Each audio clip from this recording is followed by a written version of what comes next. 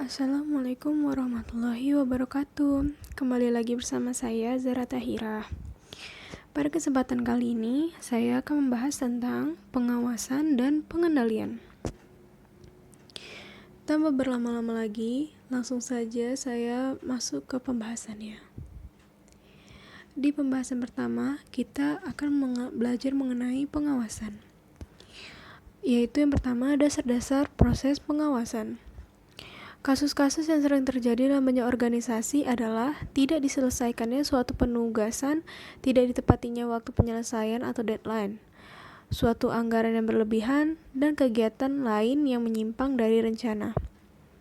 Ada banyak kebutuhan fungsi pengawasan, antara lain evaluating, appreciating, atau correcting.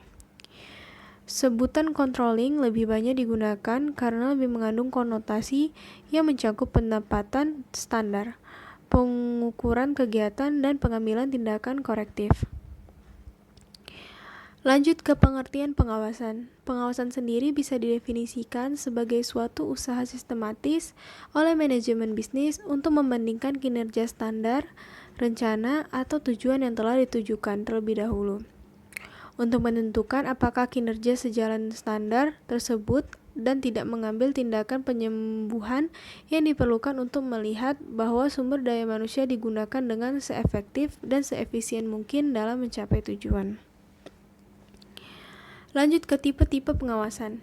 Pertama, ada pengawasan pendahuluan atau preliminary control. Dirancang untuk mengantisipasi masalah-masalah atau penyimpangan-penyimpangan dari standar atau tujuan dan memungkinkan koreksi dibuat sebelum suatu tahap kegiatan tertentu diselesaikan. Yang kedua, pengawasan saat kerja berlangsung atau concurrent control. Pengawasan yang dilakukan bersamaan dengan pelaksanaan kegiatan atau concurrent control. 3. Ada pengawasan feedback atau feedback control, di mana pengawasan umpan balik atau feedback control. Pengawasan umpan balik juga dikenal sebagai past action controls, pengukur hasil-hasil dari suatu kegiatan yang telah diselesaikan.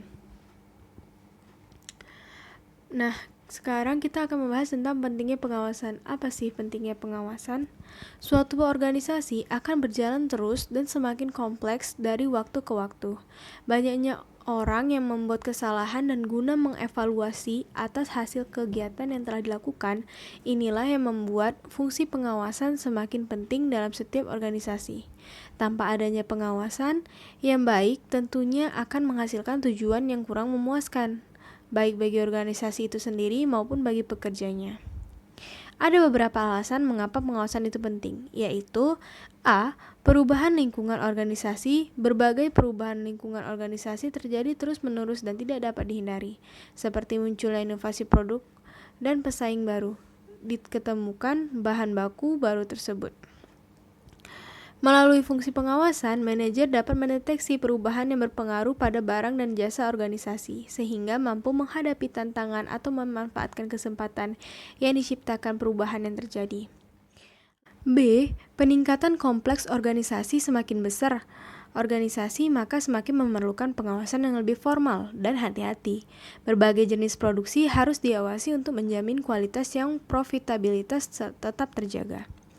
Lalu yang C, meminimalisirkan tingginya kesalahan-kesalahan.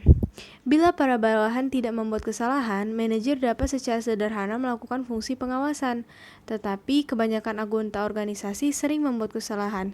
Sistem pengawasan memungkinkan manajer mendeteksi kesalahan tersebut sebelum terjadi kritis. Dan terakhir ada D, kebutuhan manajer untuk mendelegasikan wewenang. Lanjut ke pengertian pengendalian. Pengendalian adalah suatu pemantauan prestasi dan pengambilan tindakan untuk menjamin hasil yang diharapkan. Sedangkan prosesnya adalah proses di mana manajer pada seluruh tingkatan memastikan bahwa orang-orang yang mereka awasi mengimplementasikan strategi yang dimaksud. Proses pengendalian mengukur kemajuan ke arah tujuan dan memungkinkan manajer mendeteksi penyimpangan dari perencanaan. Lanjut, ada langkah-langkah dalam proses pengendalian. Pertama yaitu penetapan standar dan metode untuk mengukurkan prestasi. Lalu ada pengukuran prestasi. Apa sih itu? Langkah ini merupakan proses yang berkesinambungan, berulang-ulang, dengan frekuensi yang aktual tergantung pada jenis aktivitas yang sedang diukur. Lalu ada membandingkan hasil-hasil yang telah diukur dengan target atau standar yang telah ditetapkan sebelumnya.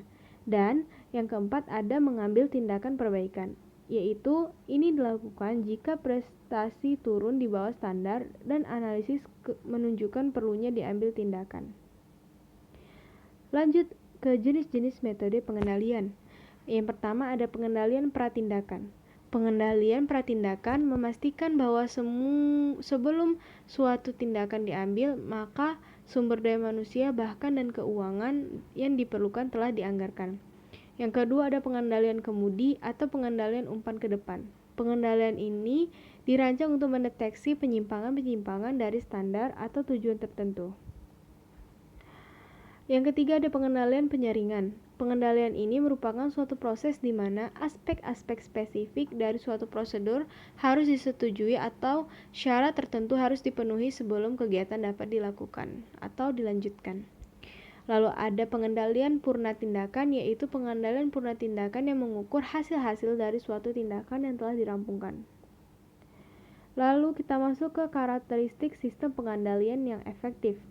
Karakteristik sistem pengendalian efektif, sistem-sistem pengendalian yang dapat diandalkan dan yang efektif mempunyai karakteristik yang tertentu yang sama.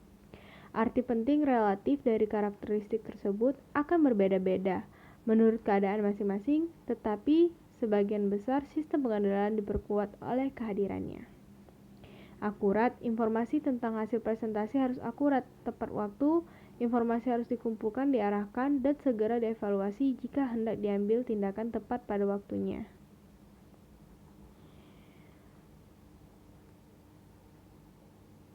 Masalah dalam penetapan sistem pengendalian yang efektif.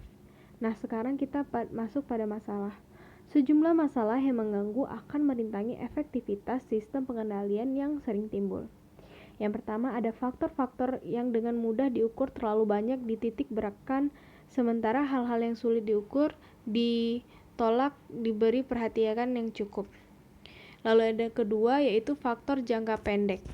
Mungkin terlalu berlebihan ditekankan dengan mengorbankan faktor-faktor jangka panjang. Dan yang ketiga ada sistem pengendalian yang mungkin tidak disesuaikan untuk mencerminkan pergeseran dalam arti penting berbagai aktivitas dan tujuan di kemudian hari.